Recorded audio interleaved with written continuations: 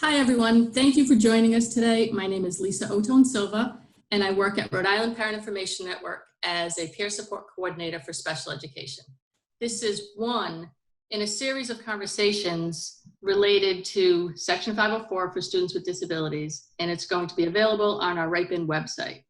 I'm excited to be here today with Deb Belanger, our special education manager at RIPIN, and we're going to talk about what Section 504 is and the difference between Section 504 and an actual 504 accommodation plan. Hi, Deb. Hi, Lisa. Happy to be here. My first question is, can you explain what Section 504 is? So, Section 504 is certainly it's language that some of us have heard frequently, but what it actually is, and this is where sometimes it gets confusing, it's a civil rights law. And it protects the rights of individuals with disabilities. So because individuals with disabilities are part of a protected class of citizens, 504 is there to help eliminate the barriers in education and provide access to a student's free and appropriate public education. So for some of you, this may be new language. We want you to really think about the idea of removing barriers to your child's education and preventing discrimination. So that's what 504 does. That's what that civil rights law does. And it applies to public schools that receive federal dollars and federal funding. Exactly what is a Section 504 accommodation plan? So this is where it starts to look a little different. And for a lot of people, this is what we use the word 504 interchangeably. We think of it as a plan. 504 starts with identifying a student as having a disability. And we'll talk more about that in some of our other sessions when we talk about the difference between an impairment and a disability. So it starts with the idea is having that child be identified and documented as a student with a disability who is now protected. That's where 504, the law comes into place. For some students, that also requires that they're going to need some accommodations put in place to remove those barriers so that they're not, that they have had access to their education. So what an accommodation plan does is it identifies what those barriers are and puts in terminology and accommodations, possibly related services that that student needs to access their education. It's also important to remember that when we talk about a student's education, that it includes itinerants, field trips, and extracurricular activities. Those are all components of a student's education. 504 is there to make sure that students have that access.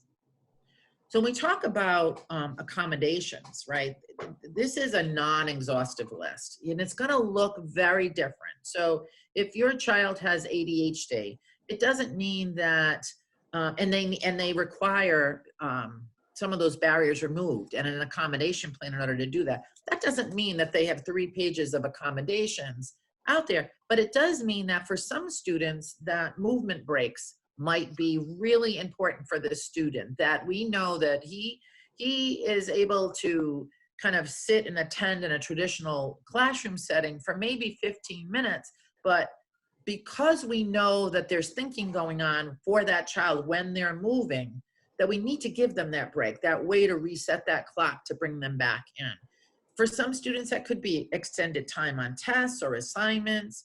You know, we use the word preferential seating a lot of times, but for some kids, that might actually be in the back of a classroom or somewhere where there's less distractions versus putting someone up at the front of the class. We're thinking outside the box because for your child, it could look very different to the student next to them that also has ADHD and might also have a 504 plan.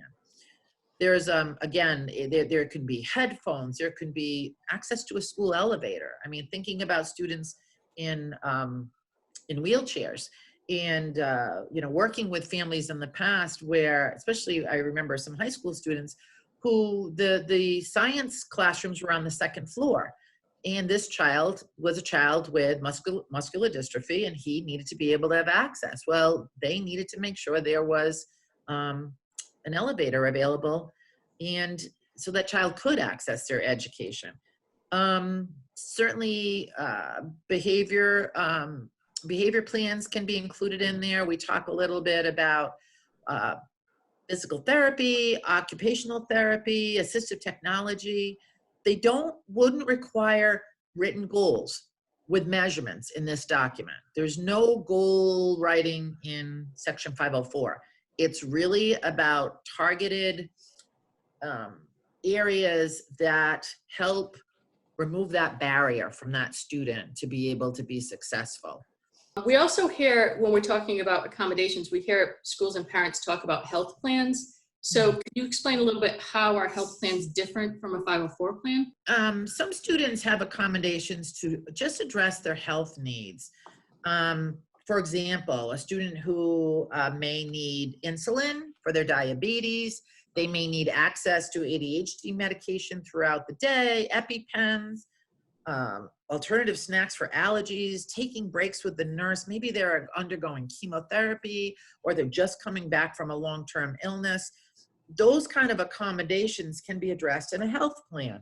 Those health plans would also want to have a medical piece to that, with probably some documentation from doctors and other pieces, and also that the nurse would be involved in that conversation. They can be in addition to a 504 plan, but again, it is part of the disability that needs these extra supports around for that child to be able to get their education. So that was all a lot of information. And as far as answering the question of what is section 504 and what is a 504 accommodation plan, I think my big takeaways are that section 504 is actually a civil rights law that protects students with disabilities from discrimination, and that a 504 accommodation plan provides access to that student's education. And thank you everyone for joining us today. We hope this information has been helpful, and ask that you check out our next session, when we'll discuss the difference between a 504 plan and an individualized education plan, or IEP, and how parents can be involved in that process. For the complete series of these conversations, please visit the RIPIN website. And right now we're going to leave you with this visual of what equal access might look like, and hope you'll join us again soon. Thanks.